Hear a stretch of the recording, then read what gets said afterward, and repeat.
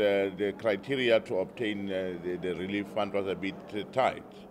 And then as SANTACO, we had to engage with the Ministry of Roads and Transport just to relax some of the requirements so that it can then talk to the taxi industry. You'd remember, as the taxi industry, we were not privileged, to have all these registered companies and all that. So it was a bit difficult task to ask. So, but then thereafter, after relaxing some of the criteria, we saw many people now being able to get the relief fund.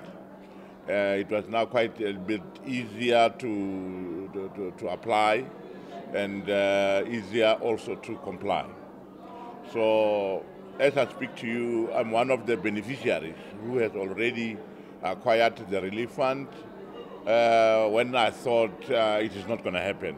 And one morning after waking up around 9 o'clock, when I checked my phone, there was the message, in my Standard Bank account that I take the relief fund.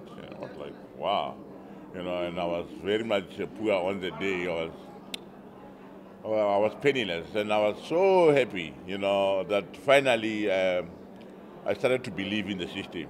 Because when there was a lot of talk without action, it was like, what's happening, So I managed to also convince most of the members, because you'd remember, for you to qualify, you need to have an operating license, prior 2019.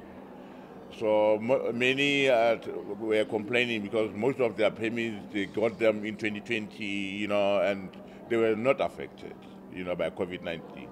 So they were now saying they have got permits, but they don't get the relief fund, So I had to explain to them my work being the PRO was much easier to talk to members of associations that they need to have been affected by the COVID for them to claim the money.